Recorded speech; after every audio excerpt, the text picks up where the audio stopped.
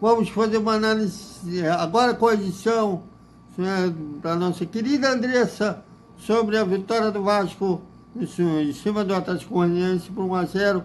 O Vasco se classificando para as quartas de final da Copa do Brasil, o que não acontecia há 9 anos, mais um tabu assim, que o Vasco conseguiu quebrar. Tudo isso após a vinheta.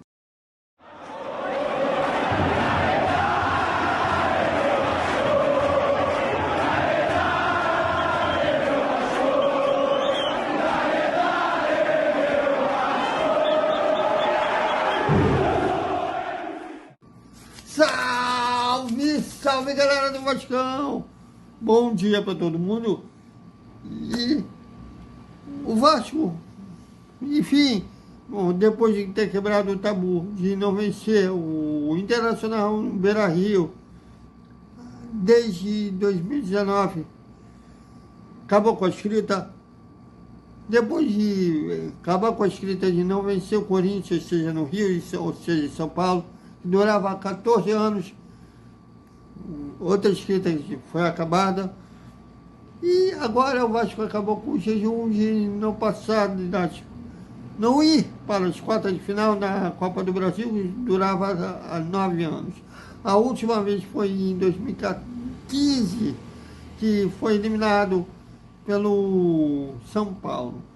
E o jogo em si, o Vasco não jogou bem, vamos reconhecer isso. O time não teve aquele controle do jogo que teve em uns jogos que jogou bem contra o Internacional, contra o Corinthians, tendo aquela dono da situação.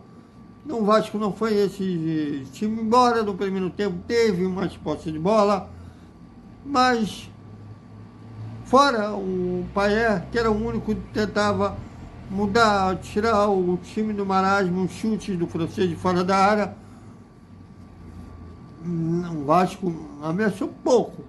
Um gol do Atlético Goianiense, até que no último lance, literalmente no último lance do primeiro tempo, houve uma inversão de papéis, por assim dizer. O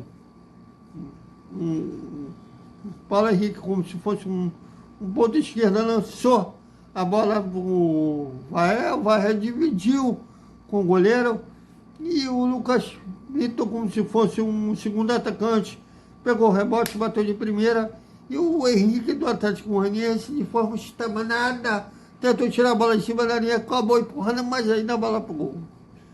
Bom, ainda vamos saber na súmula quem o árbitro vai dar o gol, se é o Lucas Vitor ou se vai dar gol contra. E no segundo tempo, o Vasco até vinha, como no primeiro, tendo mais ações, com a posse de bola, até que houve as substituições. O Rafael Paiva tirou o Maete, tirou o Matheus Carvalho, mas o Matheus Carvalho até não teve uma atuação nos outros jogos, mas vou explicar já já. E eu, pelo menos, acho que não deveria ter tirado o Dimitri Payet. É um cara que decide, uma bola parada, ou deixa alguém na cara do gol, o Varela, o outro. É um cara que quebra as linhas. Então, eu não substituiria o Payet.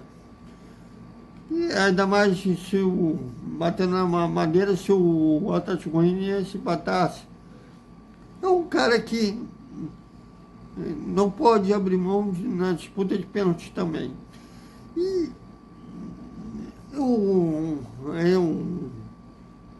Rafael Paiva praticamente deixou o time todo bagunçado taticamente. Botou o JP, montou o Gamares, não sei porquê, esse amor que o Rafael Paiva tem pelo Gamares. Eu não consegui reconhecer ainda essa importância que os treinadores têm com o Gamares. Era o Ramon Dias, agora no Corinthians, tanto que a vitória sobre o Botafogo no Carioca, por 4-2, teve o gol do Gamares. Aquele 6-1 né, contra o Flamengo. Até perguntei ao Pacheco sobre o meio de campo. Ele achou que o Gamalho seria um cara que poderia marcar todo mundo. Eu não sei que amor que esses treinadores têm pelo Paraguai. E, então ele desordenou toda a formação tática do Vasco. E o Atlético Goianiense passou a gostar do jogo, então passou a pressionar. Tiveram uma chance clara. Não lembro se foi com o Amades, se foi com o Horto, que o Léo Jardim teve que sair no pé do cara para evitar o empate. E o Vasco brincou com o azar. Não teve o azar, mas chegou a bater o azar. E isso não pode acontecer porque na próxima fase o Vasco terá adversários, vai muito possivelmente pegar um adversário que está na primeira prateleira da tabela do Brasileirão, e um risco desse pode ser suicídio. Mas tem menções boas ao próprio Paulo Henrique, que foi fundamental para o primeiro gol, Pinto, que anda uma fase artilheira, e o Paia. O Matheus Carvalho, eu acho que foi muito prejudicado pelo esquema do Rafael Paiva, o esquema de 3 volantes. Ele simplesmente se perdeu qual é a função tática dele ali. E ele foi que comprometeu a atuação do Matheus Carvalho.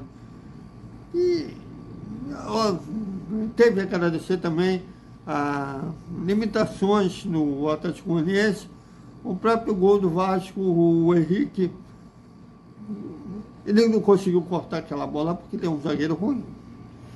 E, né, ele não tomou mais sufoco depois que recuou, devido a essa limitação do Lanterna do Campeonato Brasileiro. Agora,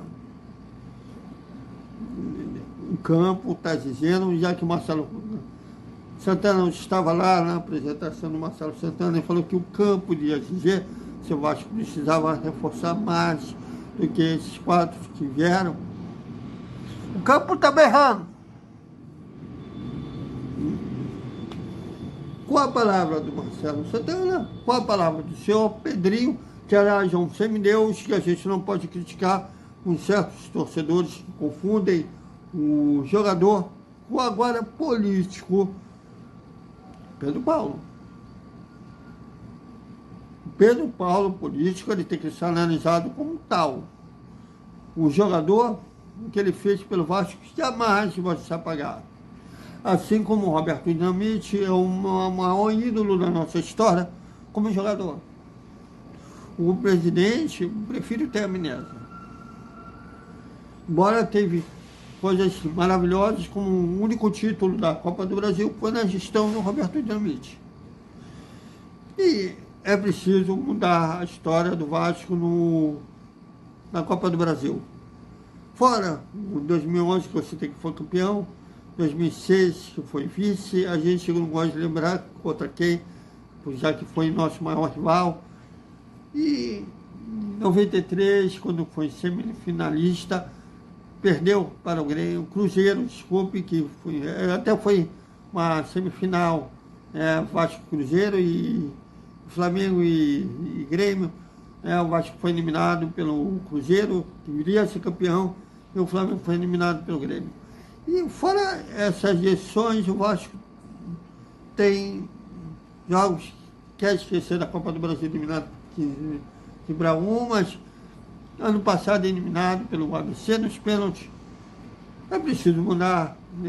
No Campeonato Brasileiro tem histórias lindas, né? Tetracampeão brasileiro, ganhando do São Paulo lá no Morumbi.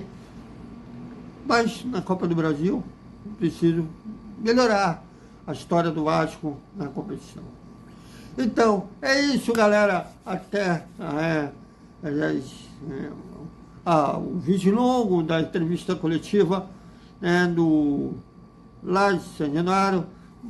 Um beijo para a maravilhosa Andressa, que é a nossa editora, que a gente vai fazer os vídeos longos lá de Senhora.